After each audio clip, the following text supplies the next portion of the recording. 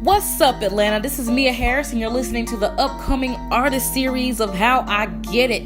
Now, everyone knows that Atlanta is the city of hip-hop music culture. You know, you hear about a new artist all the time. It started out with T.I., you got Lil Baby, Lil Gunna, 2 Chainz, all that. But the real question is, how do upcoming artists make it in the industry today? And not only in Atlanta, but in general. So, what I did, I spoke with 3 artists about their aspect on making it in the industry.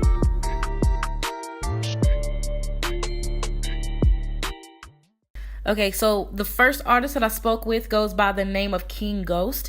He's a rap artist from Cedartown, Georgia, and he said some things that I thought would stand out to you all. He mentioned to me that he uses music as therapy rather than focusing on making it big. Here's what he said. You got to understand the idea of making it. And I think the people that be trying to make it don't normally make it because they don't find the true purpose in what they do, why they doing it. King Ghost says his promotion strategies come from people in his hometown. And he's from a small town, but, you know, he takes pride in it. And I totally respect him for that. So here's what he said. It's not hard for me to be known in the area I'm from and things like that. A lot of people stray away from that, and a lot of people say that you'll get success if you move out of your hometown or something like that. Unfamiliar faces seem to support you more than familiar faces and things like that. But if you got a purpose behind what you're doing it for, and you got a message, you can't really speak about like a hood in Chicago if you're from Cedartown.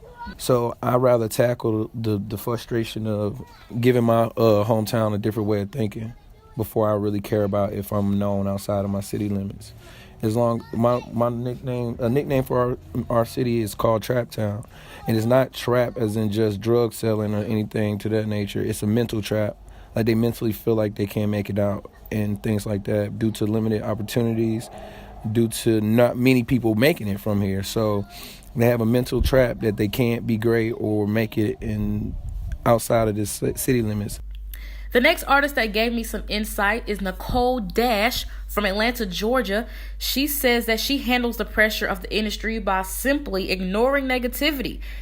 Now, we all know how tough the industry can be to new and upcoming artists, so this is what Nicole has to say about that.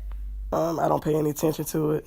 I'm just trying to focus on myself, and I can't let any outside sources distract me from what I know I can do. Right. I don't care about opinions. I just search for whatever works best for me. I guess you could say I'm a sort of a perfectionist, so, you know, I'm my own worst critic, I guess you could say. Right. But I just keep going regardless of anything. And, you know, I like what she said because you see a lot of artists fold under pressure. Sometimes they think it's not for them or they find a different hobby because it can be a little overwhelming, you know, stepping into an industry as large as the music industry. All right, so the last artist that I got a chance to speak with is actually a college student at Georgia State University. So you can already imagine how busy she is. She's a 19-year-old rapper. She goes by the name of Jazzy. Jazzy was born in New York, but she was raised in Kennesaw, Georgia. She stood out to me because the female rap scene is taking off here recently. I mean, take a look at Cardi B. You know what I'm saying? She's one of the biggest female rap artists of our time right now. So females are really taking a step in this rap scene, all right? So, and I really like Jazzy's aspect on the music industry. So listen to this. The competition and like the amount of rappers and stuff in the industry is very it's inspiring in a way because you have so many different people doing the same thing as you in different ways, and especially as a female rapper, then it's very like you don't see a lot of female rappers, but they're coming up more and more. What makes my grind different than others is that I'm always trying to not only make the music, but think about the music as a business instead of just an art. Because I think that's where a lot of artists get confused as to they make the music, they put it out, but they don't really put in the work to market it or to make sure that people actually see their work. They just kind of like expect somebody to come and and discover them, and it doesn't work that way. And that's one thing I can definitely back up. You know, I study entertainment and media management in college. You know, and it is true that music is in fact a business. It's not a hobby. You know, you got to worry about how you're going to get paid, you know, royalties. You have to get the right gigs. There's management, your fan base, and so on. So there are so many aspects and details in the music business that it truly takes a dedicated artist to push through in this industry.